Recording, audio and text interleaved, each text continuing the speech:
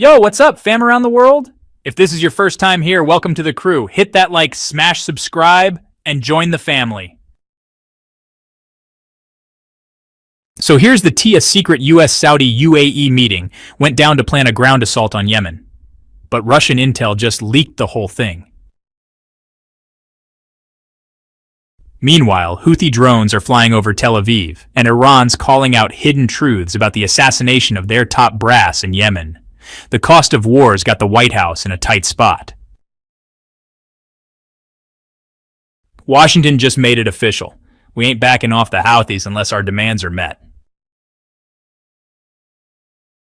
On top of that, the UAE foreign minister just gave props to his Israeli counterpart, and Israel's economy minister, Smotrich, said not even a grain of sand is getting into Gaza. Trump's talking about turning Gaza into a freedom zone once everyone's moved out. And an Israeli officer stirred the pot with Egypt by making bold comments near the border. Meanwhile, Tel Aviv assassinated a top Lebanese militia leader, and Trump says direct talks with Iran are starting. How this hit in the sea: U.S. strikes from the air. Reuters says the Houthis' military spokesman, Yahya Saree, claimed they hit an Israeli target with a Yafa drone and attacked two U.S. destroyers in the Red Sea with ballistic and cruise missiles. The U.S. clapped back with 3 airstrikes on Hajj province in Yemen. Local sources say the U.S. strike hit a home in the Shab al-Hafa district of Sana'a, killing 4, 2 women and a child, and injuring 23 others, mostly women and kids. Houthi media confirmed the victims were all from the same family. CNN reported the U.S. airstrikes are hella expensive and haven't been very effective so far. But the U.S. Defense Secretary says military pressure on the Houthis will keep coming until they stop messing with sea routes.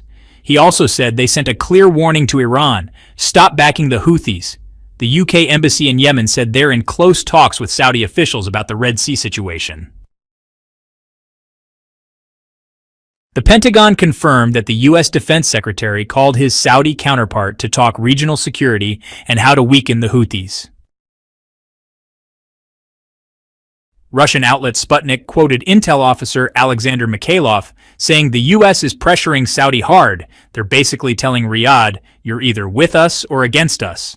Trump jumped in too, saying the Houthis are now building advanced drones, but America's already hit them hard. Iran's foreign ministry denied rumors that any of their people were assassinated in Yemen.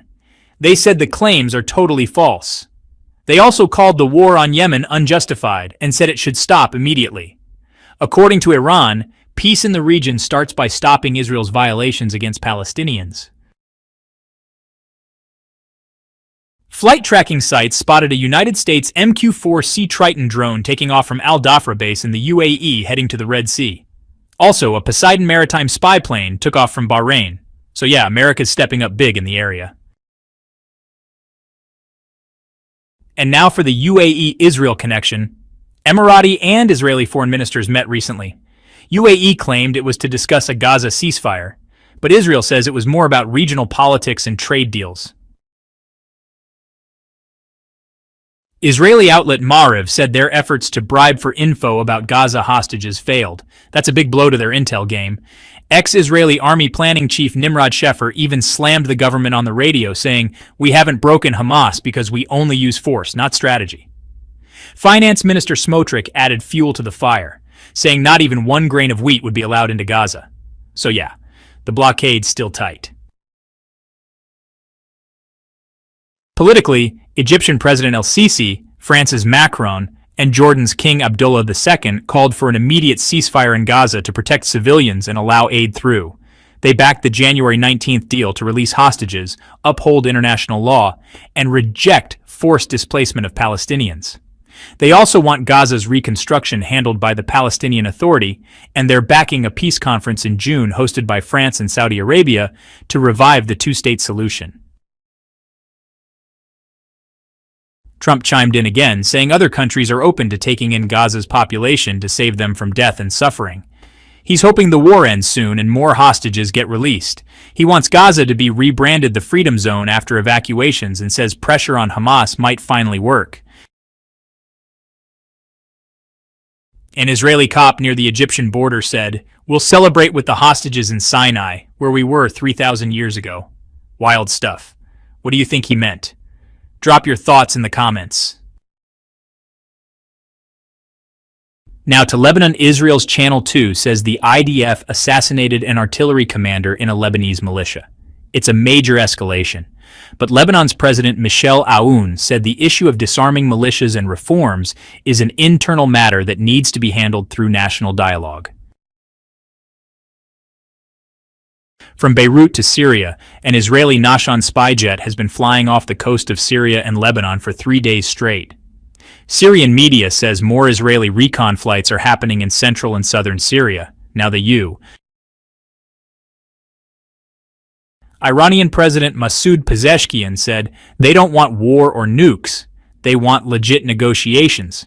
He added that Iran won't negotiate under threats or humiliation and that their nuclear work is purely peaceful, based on religious rulings. Trump, on the flip side, said the United States is in direct talks with Iran and he hopes for a deal to prevent them from building nukes. But if talks fail, he warned, Iran's in serious danger. He made it clear. Washington won't let Tehran get nukes. Israeli paper Yedioth Ahronoth said Israel's military is prepping for a big hit on Iran. Tel Aviv believes Iran won't agree to a real deal unless they're attacked first. The paper said Israel could seriously damage Iran's nuclear sites, missiles, and air force. And about that ambassador drama, Israel's envoy to Ethiopia, Avraham Niguez, got booted from an African Union meeting in Addis Ababa honoring Rwanda genocide victims. Turns out no one expected him to show, and the AU launched an investigation into who invited him. Thanks a ton for watching, fam. Drop a comment, don't forget to subscribe, and hit that notification bell. At X News, we're here to keep it real. Catch y'all in the next vid.